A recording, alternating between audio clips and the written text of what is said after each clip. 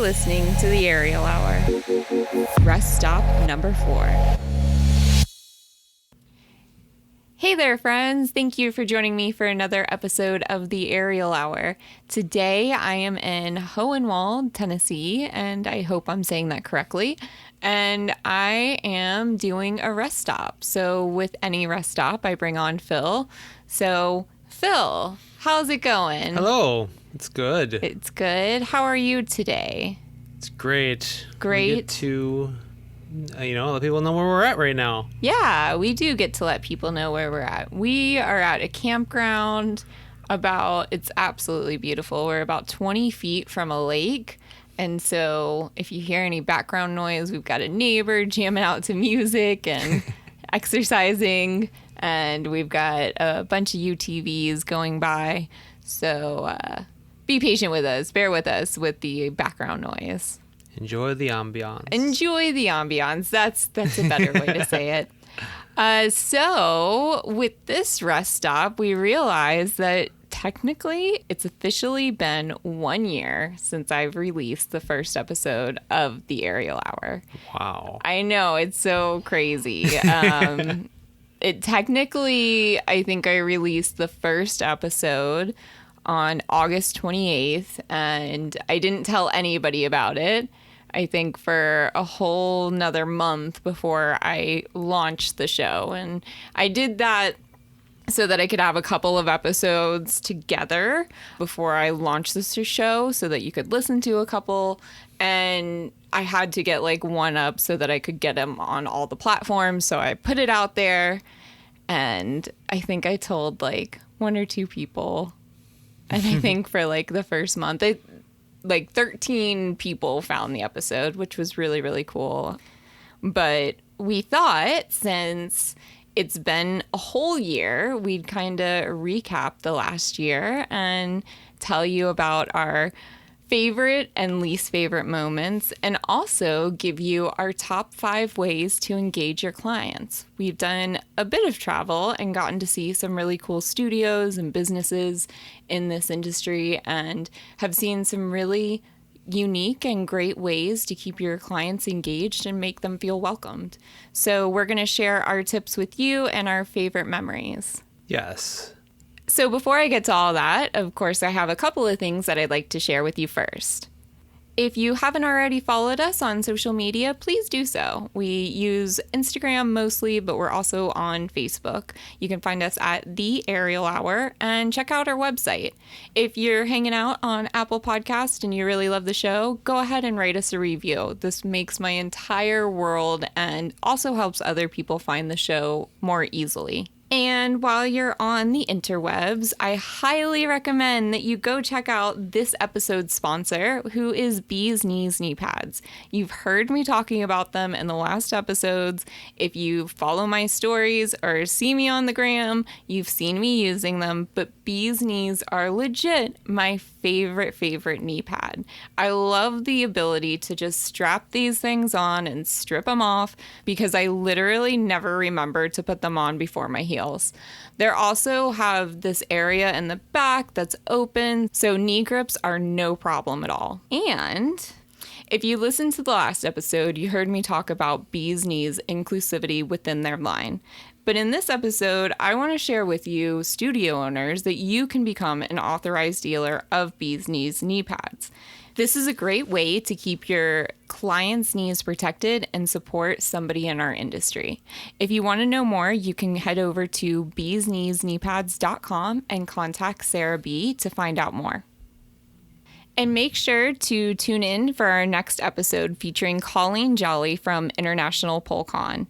This episode's going to be a little bit different. We did the interview remotely, but only because this information is so important and it needed to get out now. Colleen Jolly is going to be holding the first virtual PoleCon, so we can still all meet up.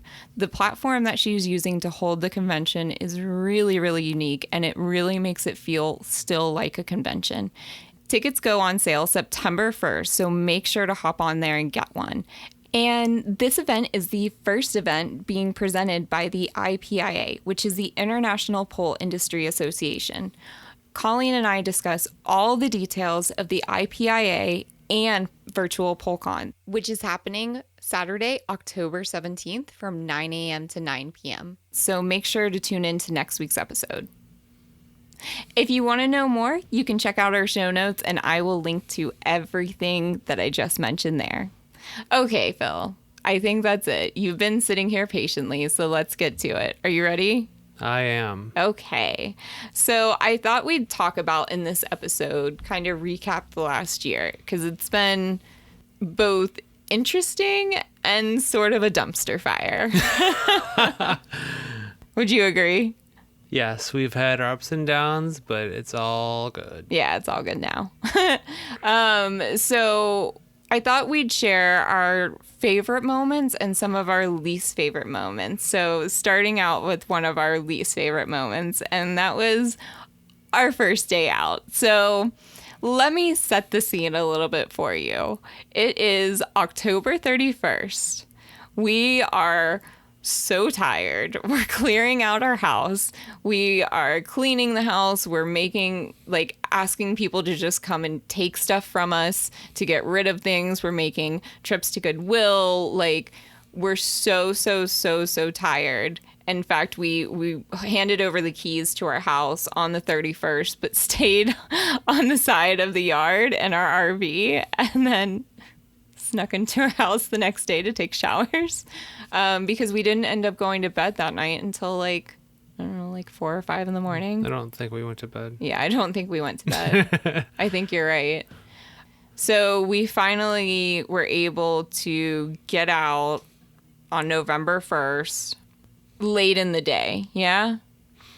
Yeah, we were there in the morning. We finished up and then we went inside and took showers in our house because we were given 2 keys and we gave 2 keys back. But in the process of living, we had to make extra keys. Yeah. So there was an extra that we seemed to keep and just kind of go in and use the facilities. And then finally we headed to Sarasota area and we got there and we go to unhook and the legs wouldn't lower, so the landing gear, which pushes down into the ground and lifts the RV up off the truck, it just wouldn't.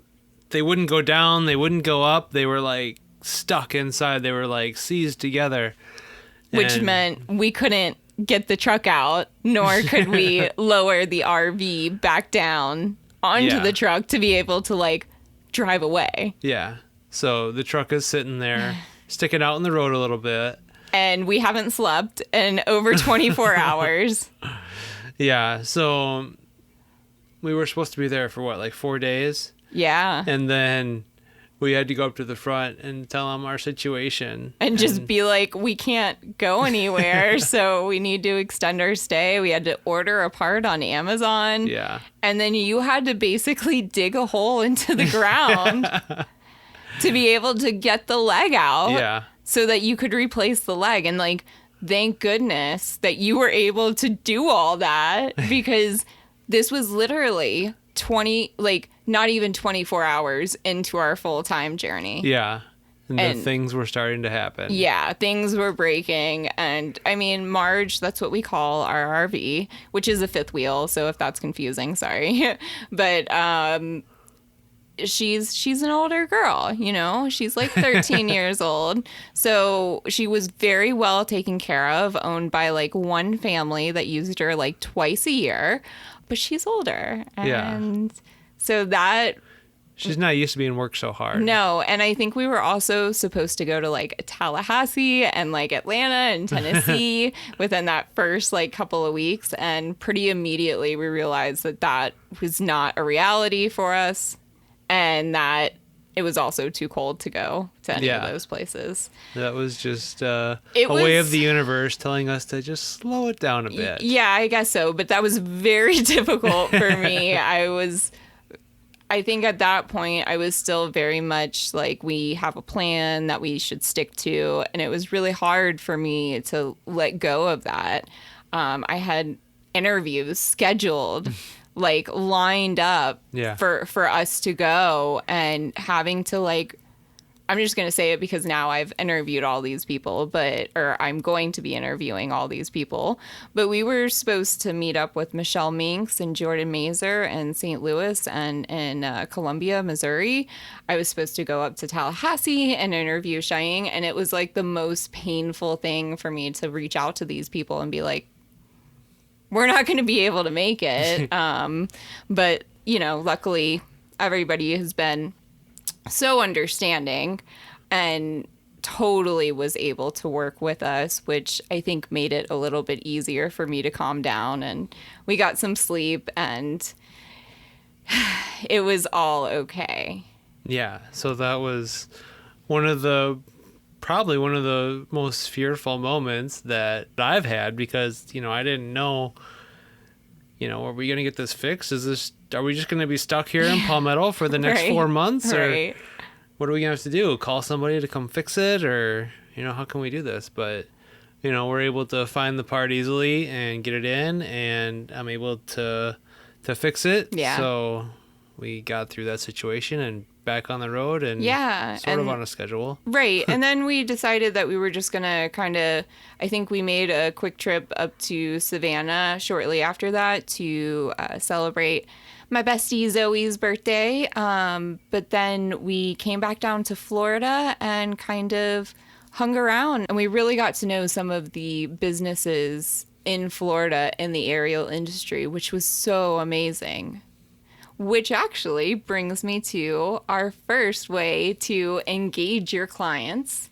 One thing that I saw at studios that I absolutely loved was when a studio made me feel welcome from the first moment I walked in. Whether it was the front desk reception asking who I was and then repeating my name throughout conversation, asking me if I had any questions, or the instructor introducing me to the rest of the class. These things make that first experience so much better. One thing that has stuck in my head for many years, and you can actually go back and listen to the episode where I talked to her about it. These are episode numbers 2 and 3 with Sarah Jade. Is my very first class back in the day at Buttercup 2.0. I took my very first class, and I was really, really nervous. I had been going to a studio where I was instructing at in St. Pete, and that had always been my home. And I had heard such great things about Buttercup and Sarah Jade, but I was really intimidated to go. So I finally went, and when I got there and we started class, Sarah Jade said to the entire class, "Hey, everybody, look at the back right corner." And that's where I was standing. And she said, "That's Tara. Tara's new. Everybody say, 'Hi, Tara.'" And everybody said, "Hi." And it just made me feel so special that they knew who I was and that they were making me feel welcome in their space. And that left a lasting impression on me. And I really always appreciate when studio owners or instructors or who the reception is remembering your name or introducing you to people, because this is community based, and it's always so refreshing when I get that experience, especially now traveling, which most of the Florida studios did a really great job of making me feel welcome. So we pretty much just meandered through Florida for a while, and we went up to North Florida and actually left Marge for the first time. And went to Atlanta and Alabama, and that was rough. Like, we realized very quickly that we have a house on wheels for a reason, and that we should always take her with us. But yeah, we stayed in some Airbnbs. Which was fine. Which, yeah, they were good, but we didn't have our home with us. Yeah, and that's we were like homeless. We were like homeless. And we were like, that's the whole point, is like, for us to have our house with us. Why did we not bring our house with us? Yeah. We had left it at a relative's place while we went up there, and we came back, and then after that we had a trip planned over to New Orleans. We were like, oh, we're bringing her. Yeah, we're bringing Marge with us. Even though we're coming back, we're still taking her because we want our house. Yeah, we can't leave our girl and our house behind. So then we made a trip over, like we were saying, to New Orleans, which was just amazing. And we went to Mr. Pole Dance America, which you should check out that episode, which is episode 19. And you can hear all the details about that amazing event. Yeah, that was a good show. I mean, I went to it and it was just neat how... It was a very entertaining show. Yes. Highly entertaining. The guy smoked on stage. That was still one of the coolest things I've ever seen. Yeah, and that was pre-Mardi Gras, so... Yeah, it was right before, pre-COVID as well. Yeah. So we were able to do like a ghost tour, and we went to a king cake party, and king cake. we got to hang out with Dawn DeLion, and Novocaine while we were there, which are Florida people. So that was really nice.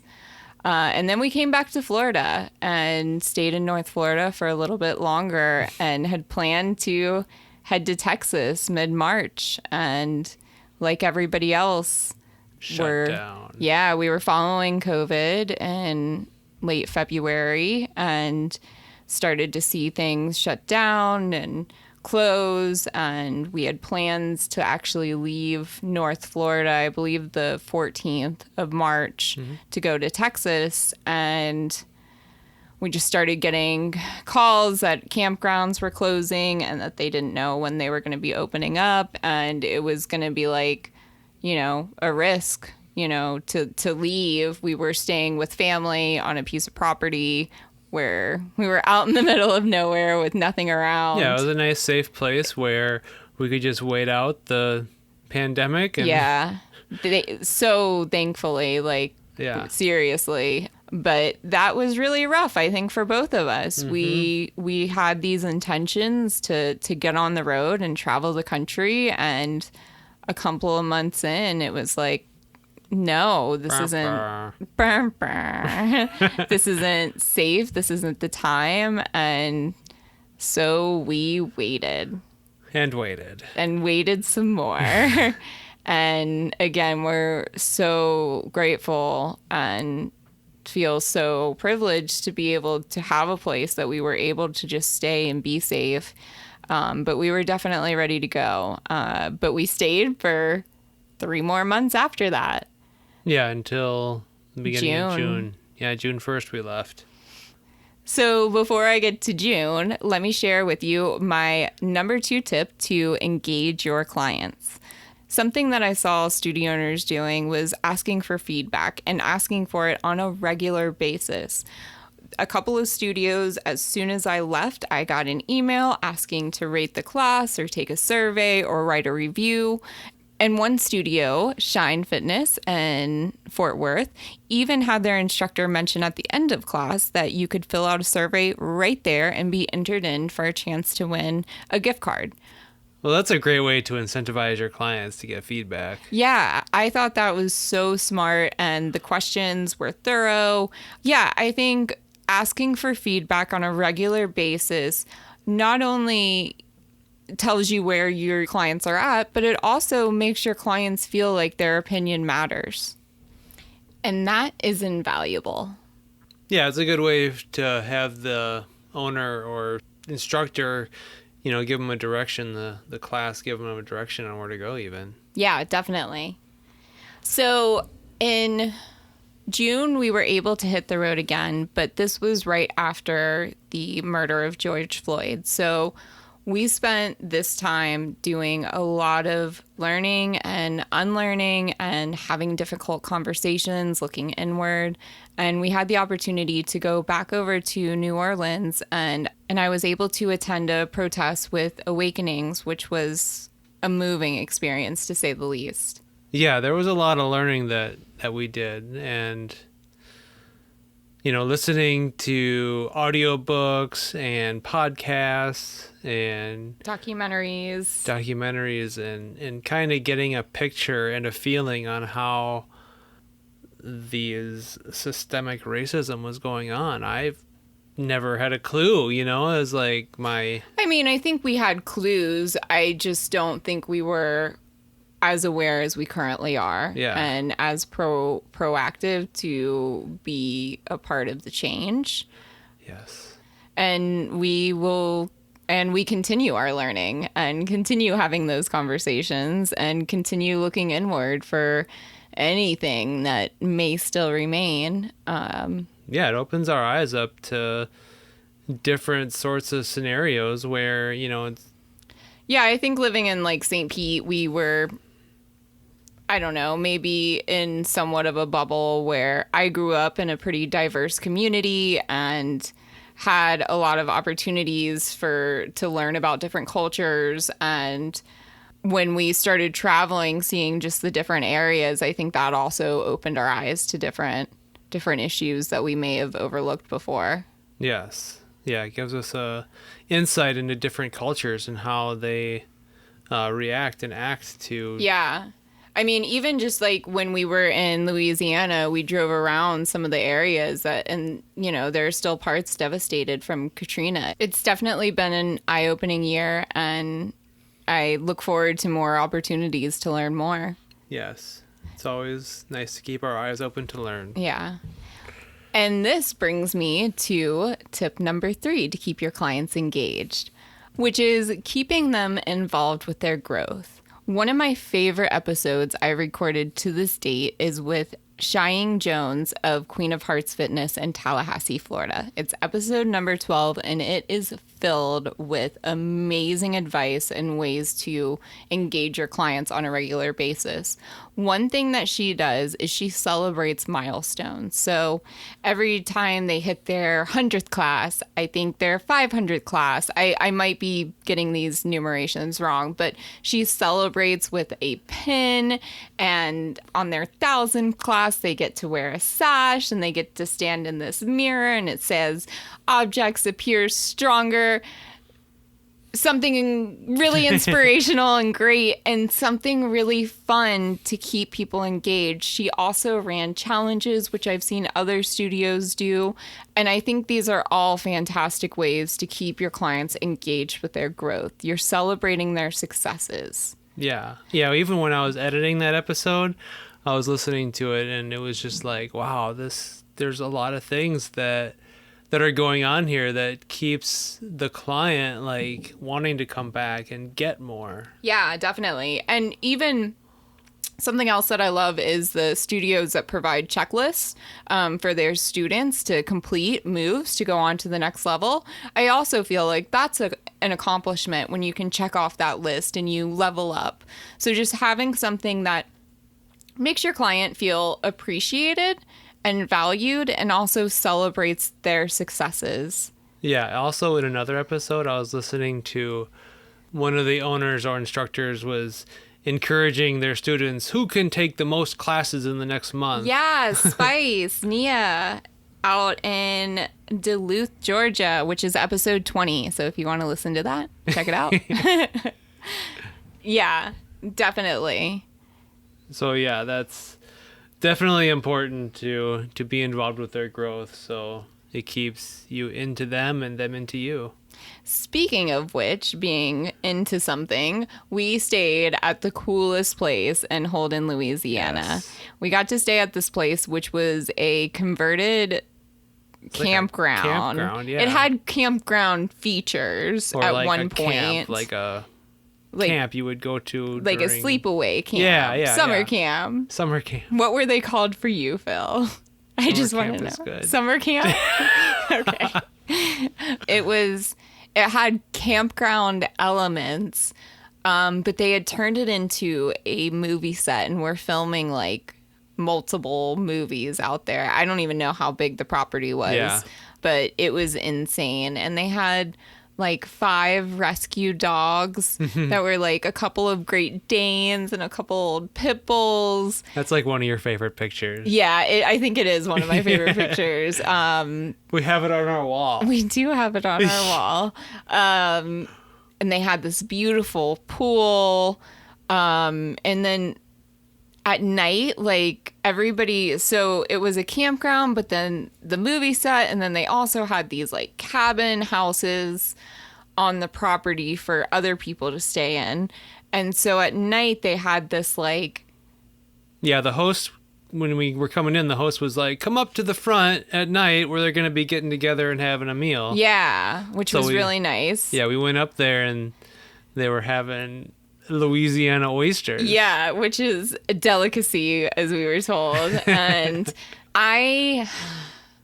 I'm a little bit weird about trying new foods. Yes. Not as bad as I used to be, but like oysters especially like with meat, like I'm not vegetarian, obviously, but I don't like to incorporate new meats into my diet. In fact, I try to get rid of more meat in my diet. But so they were offering us oysters, and of course you're like, okay, I'll try it. I'll eat it. I was like, no, thank you. And the guy was pretty insistent that I try them. And it's rude to refuse. Yeah, that's what he kept telling me. It's rude to say no. This is a delicacy.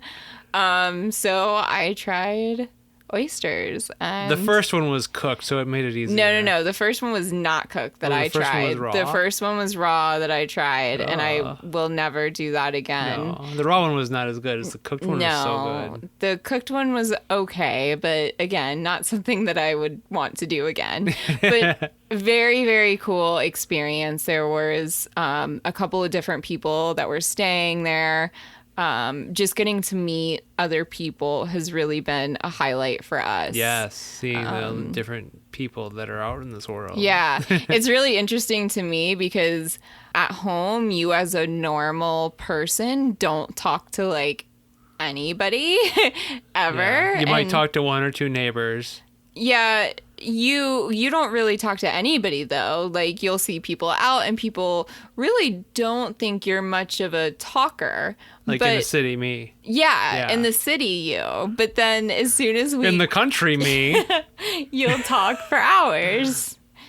So getting to meet people has been really, really nice. Yes. Then we made our way over towards Texas. And Texas kind of... It's not a blur, but it kind of feels like a blur. Yeah, we were super excited to get there. When we got there, it was like, oh, wow, we're in Texas. Yeah. We're seeing all these different landscapes. And And then within like the first week, we're like, it's hot in Texas. It's very hot in Texas. And we're like, I'm from Florida, like born and raised from Florida, but had not experienced heat, like Texas heat in summer, go figure. It comes from the top and the bottom. Right. People kept saying, like, why did you go to Texas during the summer? I'm like, we were supposed to be here like months ago, but you know, we pretty much everywhere that we go, we don't do an awful lot. We try, if there's hiking available, we'll go hiking. We'll try to go ride around a city. Yeah, I try to get out on the motorcycle a little bit to explore new areas. As much as I can, go visit a studio or business and record an interview, which I have so many amazing ones coming up. But because everything's closed, we don't get to go out and do a whole lot. Yeah, so we were in the Houston area. That was where we first noticed the heat. Yeah, that's where, Yeah, there was a lot of cement in that campground. But then we went over towards San Antonio where we stayed at that lake. Yeah, Lake Medina, and that was absolutely gorgeous. I think that was that wasn't like the first time that we were like, this is why we're doing this. But it was one of those moments where like we were staying on this blue lake and there's not mountains, but like hilly area. Yeah. And we're like feet from the water. And also thinking about to go back to like when we were arriving there and like how the rocks changed, like the ground, it started turning into rocks instead of like grass. Yeah. And it's like, wow, we get our first like taste of something different. Yes. And that was really, really exciting. Yes, that was very exciting. And then it opened up to this huge blue lake with this like mountain on the other side. Yeah. Not really mountain, but it was more like a big hill.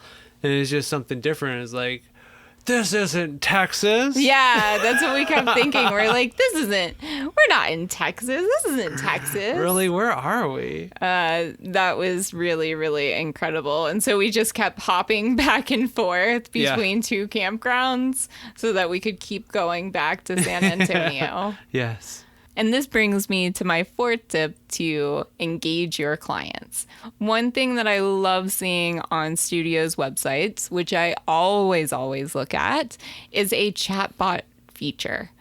Being able to just message somebody at the studio and ask questions, not have to call, not have to speak to a human being, is one of the nicest features I've found on studio website.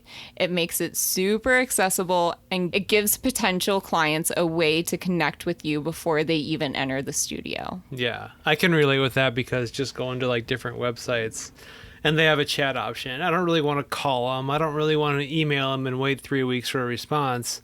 It's like, I want to talk now. Who's there? Right. And it's always so refreshing when it's not just like an automated thing. It's actually a human being talking to you. One website that I saw that had it, that does a great job, is Nia Marie at Spice Studios in Duluth, Georgia. And again, I've already mentioned her episode, but I highly recommend checking it out.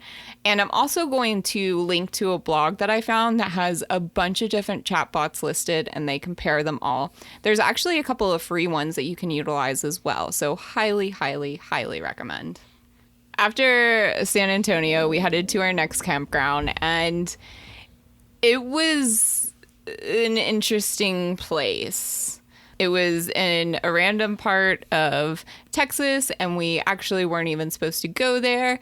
And you guys, this is the most like campground story you're going to hear. And I'm not even going to get into the full story, but like I got into it with the campground manager, and we were almost kicked out of the park. Yeah, there was just bad blood in the park. Yeah, the whole grounds were just, it was bad vibes everywhere.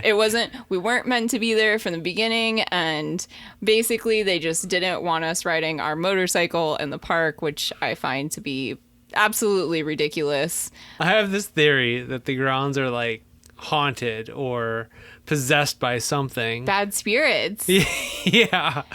There was this squirrel that everybody hated. Yeah, I've never seen like animals and people hate a squirrel. It apparently like bit people and birds would like chase it. Yeah. I know this sounds very far-fetched, but there was something about the vibe of this park. Like we could ride the motorcycle from one campsite to another campsite, but we couldn't ride it up to like the activity side. Anyways, basically, I have to learn how to like not escalate situations where I am in a defensive, when I'm feeling defensive, because yeah, things got heated, and Phill to say the least, we almost got kicked out.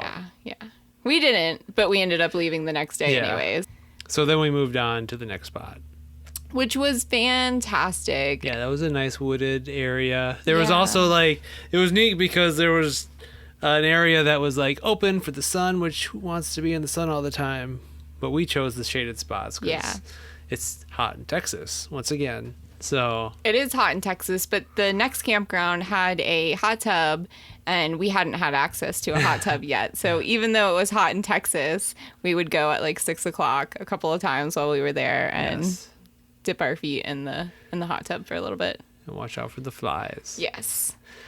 So then we moved on to Oklahoma, which we stayed for a short stint. Yeah, where I got to interview this woman who is a trapeze artist, and she also gets shot out of a cannon. Oh. She was so awesome. What would that be like, getting shot out of a cannon? Yeah, you'll get to hear about it in the episode. She talks about it. Nice. Yeah.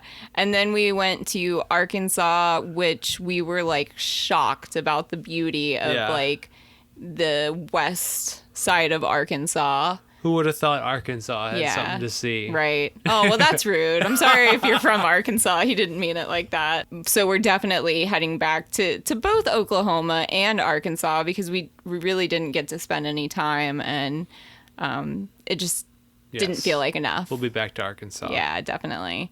So then after that, we headed over to Tennessee, where Memphis, we are currently now. Nashville. Yep, we stopped in Memphis, and then we are just south of Nashville right now. Yes.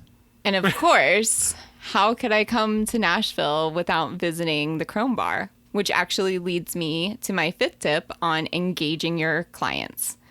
So my fifth and final tip is to make an Instagrammable spot in your studio. Be intentional and find a space in your studio that you can brand. Make it your own and make it beautiful so people want to take pictures in front of it, take videos in front of it, and tag you in them.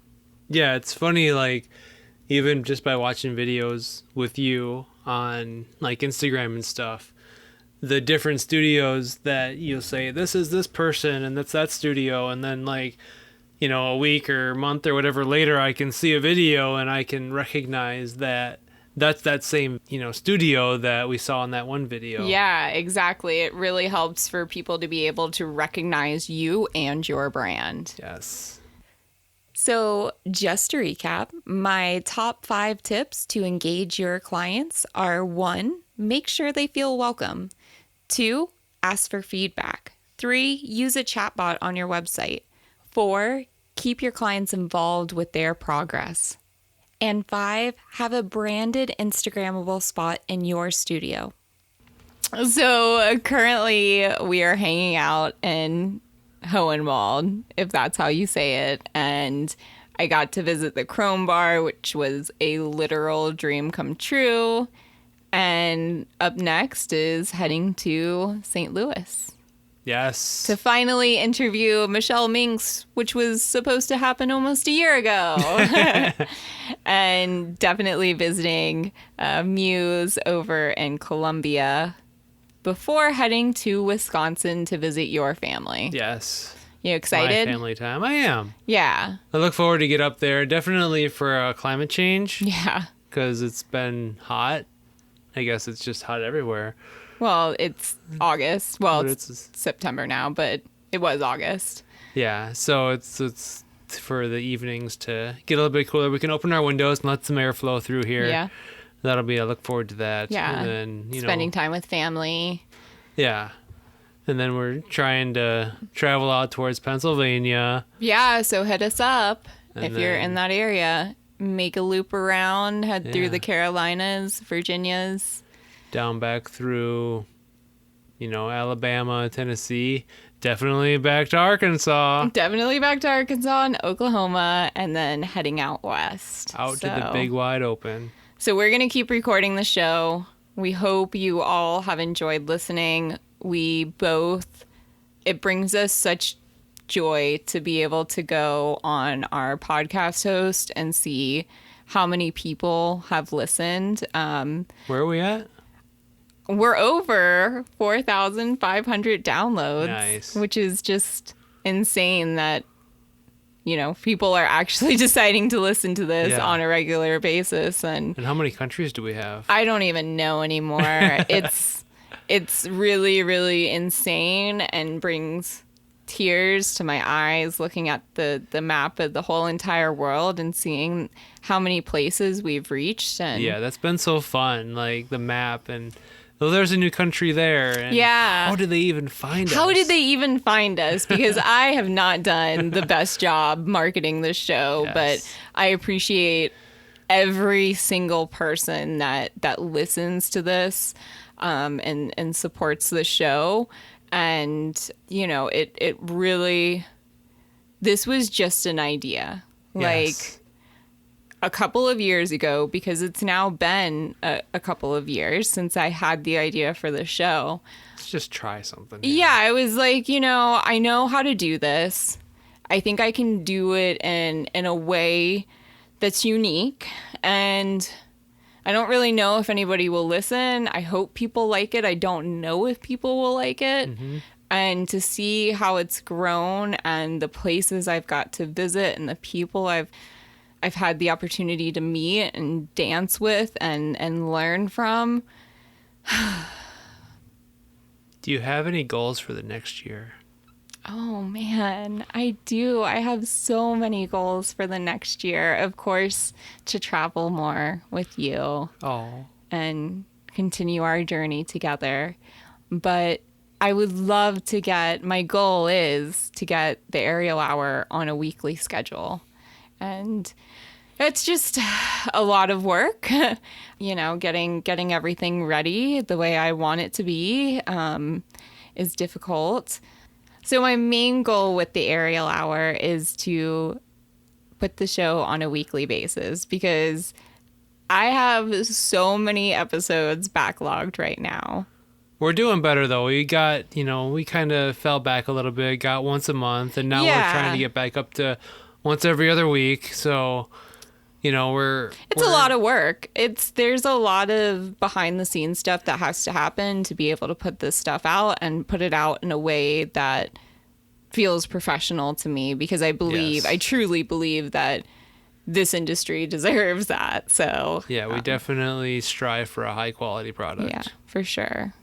And other goals are to continue reaching out to amazing people. I would really love to bring on some more businesses, not just studios. So hoping to reach out to somebody in the insurance industry, looking into somebody that knows about music copyrights, more designers, photographers. So if you are any of those people, reach out to me at theaerialhour@gmail.com. Shoot me a message on the gram, wherever you can find me. And yeah, I think that's it. I think that's good. We did, we appreciate everything over this last year. Yeah. It's definitely been a lot of work, and it gives us an opportunity and kind of even like a direction on where to go when we travel. Yeah, for sure. So that's nice because otherwise we would just probably wander around. Yeah, I think I'd be even more isolated, I think, without this, for sure. This has been, the idea was for me to be able to give something back to the community, but also so that I could stay connected to the industry or the community while I was traveling. And it has definitely provided that for me. Yes, definitely. There's connection remaining. Yeah, I know you're appreciative whenever I go for my interview days. Get out of here. I'm gone the entire day. So yeah, we're gonna keep going. We're gonna keep recording. We're gonna keep releasing. And thank you again to our first ever show sponsor, Bee's Knees Knee Pads.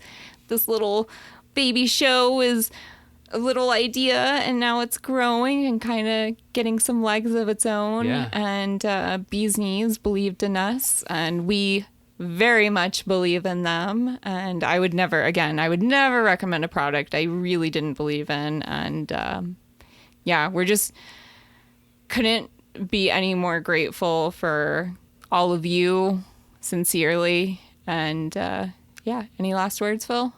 No, just thanks so much. This has been a great journey, and it's been a great learning experience, and I look forward to the next year. Yeah. So we'll see you in another 5 episodes. Yes. Or stop. Catch you next time. All right. Bye. Bye.